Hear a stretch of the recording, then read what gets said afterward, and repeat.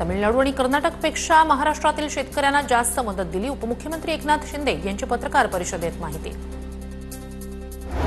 मराठा कुणबी जीआरला स्थगिती देण्यास मुंबई हायकोर्टाचा नकार, 2 सप्टेंबरच्या शासन निर्णयाला अंतरिम स्थगिती देण्यास नकार, राज्य सरकारला मोठा दिलासा। काँग्रेसचे काही लोक स्वार्थी आहेत, आमच्यावर काँग्रेस खराब आहे असं म्हणण्याची वेळ येऊ नये। मराठ्यांच्या पोरांनी वडेट्टीवारांचं काय वाईट केलंय, मनोज जरांगेंचा काँग्रेस नेत्यांवर निशाणा।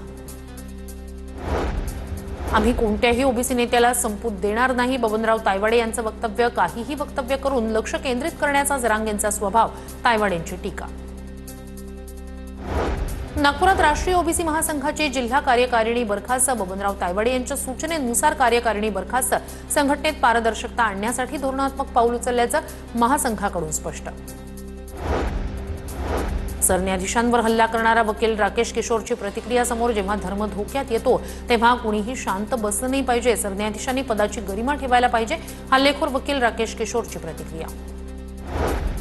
पंतप्रधान मोदींकडून सरन्यायाधीश गवईंवरील हल्ल्याचा निषेध व्यक्त, आपल्या समाजात अशा निंदनीय कृत्यांना स्थान नाही, हल्ल्याच्या प्रकारानंतर पंतप्रधान मोदींचा भूषण गवईंशी संवाद।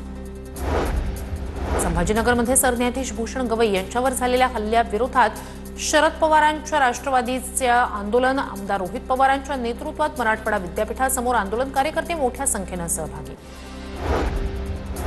सरन्यायाधीश भूषण गवईंवर झालेल्या हल्ल्याविरोधात बारामतीत खासदार सुप्रिया सुळेंचं मूक आंदोलन, योगेंद्र पवारांसह सुप्रिया सुळेंचं हातात संविधान घेत बारामतीतील डॉक्टर बाबासाहेब आंबेडकर स्मारकाजवळ आंदोलन।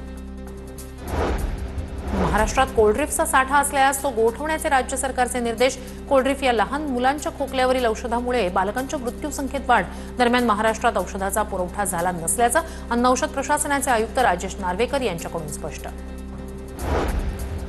कफ सिरपमुळे मुलांच्या मृत्यू प्रकरणी औषध अधीक्षक दिनेश मौर्या यांची तडकाफडकी बदली, उपऔषध अधीक्षकांसह इतर दोघांवर निलंबनाची कारवाई, मध्य प्रदेश सरकारकडून कारवाई। राष्ट्रीय मानवाधिकार आयोगाची मध्य प्रदेश, राजस्थान आणि उत्तर प्रदेश या 3 राज्यांना नोटीस, कोल्ड्रिफ्ट कफ सिरपमुळे झालेल्या मृत्यूंबाबत 2 आठवड्यात अहवाल सादर करण्याचे आदेश, कफ सिरपमुळे 3 राज्यात सर्वाधिक मृत्यू। मंत्री गिरीश महाजन यांच्याकडून मुख्यमंत्री सहायता निधीत 31 लाखांची मदत, पूरग्रस्तांच्या मदतीसाठी गिरीश महाजन यांनी 1 वर्षाचा पगार मदत म्हणून दिला। कफ सिरप प्रकरणी सुप्रीम कोर्टात याचिका दाखल, वकील विशाल तिवारी यांच्याकडून सुप्रीम कोर्टात याचिका दाखल। शेतकऱ्यांसाठी ठाकरेंची शिवसेना उद्या राज्यभर आंदोलन करणार, अतिवृष्टीमुळे शेतकऱ्यांच्या झालेल्या नुकसानाची राज्य सरकारनं दखल घेत मदत जाहीर करण्याच्या मागणीसाठी आंदोलन, सकाळी 11 वाजता आंदोलनाला सुरुवात होणार। इंदुमिलमधील बाबासाहेबांच्या स्मारकाच्या कामाची मंत्री संजय शिरसाटांकडून पाहणी, कालच बाबासाहेबांच्या पुतळ्याचा एक भाग स्मारकासाठी मुंबईत दाखल, स्मारकाचं काम सध्या युद्धपातळीवर सुरू।